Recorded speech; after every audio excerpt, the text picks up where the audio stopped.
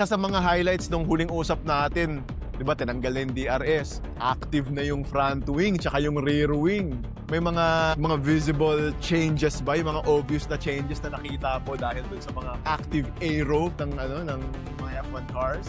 Actually, nakakatuwang tignan yung dalawang wing, yung front tsaka yung rear wing na gumagalaw sa straights.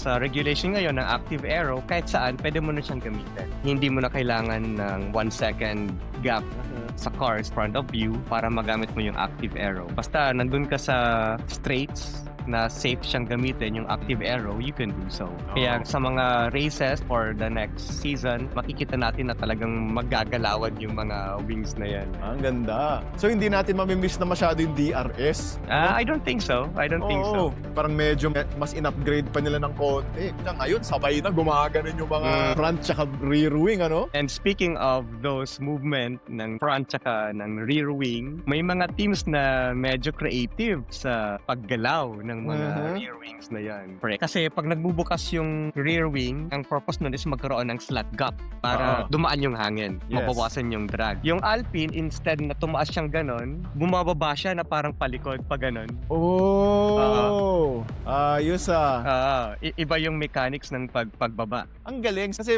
yung sa FIA siguro, ang specs nila, parang ang ni-require nila, movable rear. Pero hindi naman required na pare-pareho ang movement. Correct, yes. So teams can create whatever movement they feel is the best to create less drag.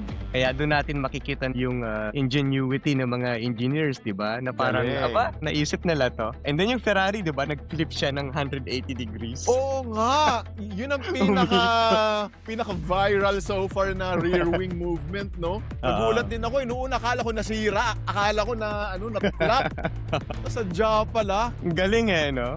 Na-observe ko din na kapag nag-flip yung rear wing ng 180 degrees, mas malaki talaga yung slot gap. Oo. Kasi medyo Considerable yung laki. medyo curved na ganun di ba? Medyo curved. So kung bumaliktad, lumaki yung spasyo dito. Yeah!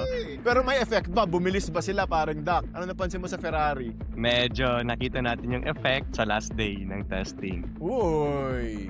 Di Ano ba? nangyari? Di ba si Leclerc yung nag-top ng lap time sa third day ng Bahrain testing? And I think Ferrari yung pinaka nagsa-sandbagging ngayon testing sa Bahrain na to. Ay, ganun? Oo, marami silang tinatago. Di ba sa exhaust din, meron din silang part doon ng aero part na sa harap ng tambucho may isang aero part doon na kaganyan. Nagda-direct siya ng hangin papunta doon sa rear diffuser.